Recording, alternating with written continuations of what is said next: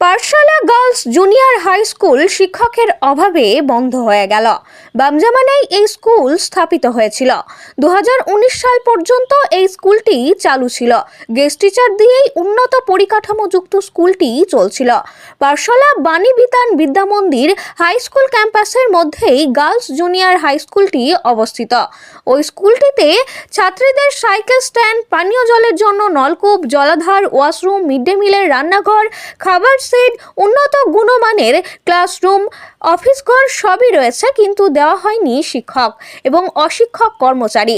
ফলে এমন উন্নত পরিকাঠামোযুক্ত একটি গার্লস জুনিয়র হাই স্কুল বন্ধ হয়ে পড়ে আছে।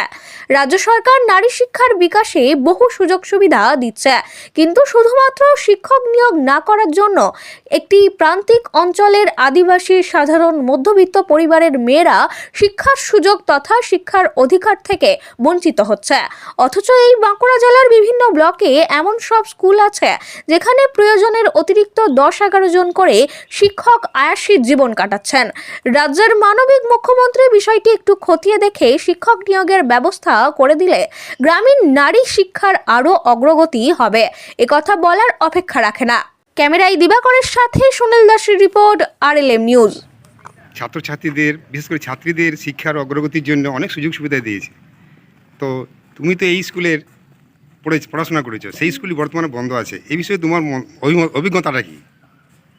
আমি পাঠশালা গ্রামেরই মেয়ে। আমি স্কুলের ছাত্রী ছিলাম। স্কুলে মাস্টারের অভাবে স্কুলটি বন্ধ হয়ে যায়। এই কারণে আমাদেরকে বাইরে পড়াশুনো করতে যেতে হয়। আমরা চাই যে স্কুলটা যেন আরও নিয়োগ হয়, মাস্টার নিয়োগ হোক। আমরা যার জন্য আমাদের গ্রামেরও খুব সুবিধা হবে, বাইরে আমাদের পড়াশোনা করতে যেতে হবে না। এই কারণে। তোমার নাম? আমার নাম স্নেহা দাস। বাড়ি পাঠশালা। ধন্যবাদ। স্কুলটি হয়েছিল, হওয়ার পরের থেকে কিন্তু একটিও কোনো পার্মানেন্ট টিচার অ্যাপয়েন্টমেন্ট হয়নি। বরাবর গেস্ট টিচার দিয়ে, আমি আসার আগে 2জন টিচার ইনচার্জ ছিলেন, তারা আর 2-4 জন ছিলেন, তারা কোনো রকমের যা হোক করে ম্যানেজ করছিলেন। আমি আসার পরে দেখলাম যে স্কুলের অবস্থা অত্যন্ত খারাপ। তাহলে আমি আবার 2-4 জনকে, যারা সমস্ত রিটায়ার্ড টিচার ছিলেন, তাদেরকে নিয়ে এসে কোনো রকমে স্কুলটা আরম্ভ করলাম। তখন কিন্তু স্কুলের পরিকাঠামো অত্যন্ত খারাপ ছিল। তাহলে আমি সেই সমস্ত পরিকাঠামোগুলোকে ঠিক করার জন্য আপ্রাণ চেষ্টা করেছি। গ্রামের গার্ল হাই স্কুল, মেয়েদের স্কুল, অতএব সেই বিধায় আমি যথেষ্ট চেষ্টা করেছিলাম আমাদের এই স্কুলটাকে যাতে করে কিছু করা যায়। 2বার ধরে অ্যাপ্লিকেশন করেছিলাম যাতে করে টিচার আসে, কিন্তু কোনো টিচার অ্যাপয়েন্টমেন্ট একটিও হয়নি। ওই বরাবর ওই গেস্ট টিচার দিয়ে চলেছে। আমাদের 4 বছরের ছিল, 14 থেকে 18, মানে 5 বছরের মেয়াদ। তাইলে তখন স্কুল আমি যাওয়ার পরেই বন্ধ হয়ে গেছে। এই অবস্থা এখন দরজা জানালা সব নষ্ট হতে বসেছে, বিভিন্ন সমস্ত রুমগুলি সেগুলিও নষ্ট হতে বসেছে, উই লেগেছে। অতএব এইগুলি সমস্ত সংস্কার করে যাতে করে স্কুলটি হয়, গড়ে উঠে, তাহলে গ্রামের উন্নতি হবে, এলাকার উন্নতি হবে, অঞ্চলের উন্নতি হবে।